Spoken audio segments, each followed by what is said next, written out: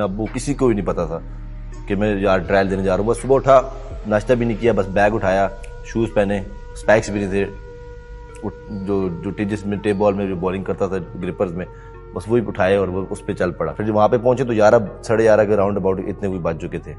تو اس ٹائم جو گیٹس وغیرہ بند کر دیے, وہ ہمیں کہنے لگے کہ بھائی ٹائم ختم ہو چکا ہے, اب آپ اندر انٹر نہیں ہو سکتے, اندر بہت زیادہ بچہ چلا چکے ہیں. تو پھر ہم نے کہا یار اب اتنی دور سے آئے ہوئے تو کہیں راستہ نکالتے ہیں.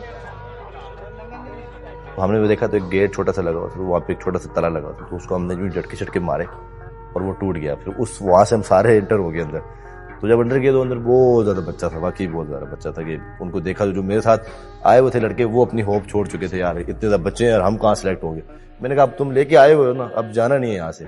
یہ اب ان بچوں کو مت دیکھو کہ یار یہ اتنے ٹرائل دینے کے لیے آئے ہوئے ہیں, کہ تم خود ایسا کچھ کام کرو کہ یہ جتنے بچے ہیں نا شام کو تمہیں یہ دیکھیں گے یار, تب مزہ آئے گا.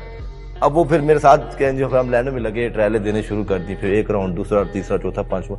میرے جو دوست تھے وہ تیسرے چوتھے راؤنڈ میں, دوسرے تیسرے میں فارغ ہو گئے, بیٹھے ہوئے ہیں. اب وہ میرا انتظار کرے کہ میں کس ٹائم فارغ ہو رہا ہوں ٹرائلز میں سے.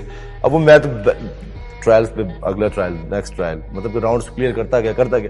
جب فائنل راؤنڈ میں پہنچا تو وہ ایک ڈفرنٹ سینیریو تھا, کہ اس میں اب ہم 7-8 جو پورے ڈے کے جو بیسٹ بالر نکلے ہوئے تھے نا, ان کا مقابلہ تھا. ان میں سب انہوں نے 3-4 لڑکے رکھنے تھے. تو وہ وہاں پہ اسپیڈ گن تھی, تو اسپیڈ گن سے وہ پھر اسپیڈ پہ وہ بالر اپنے رکھ رہے تھے.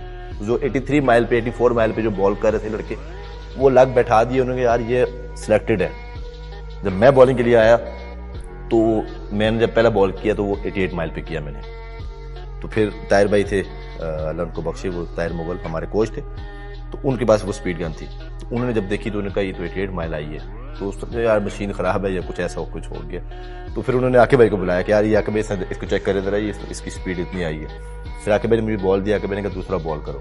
تو جب میں نے دوسرا بال کیا وہ میں 90 مائل پہ کر دیا.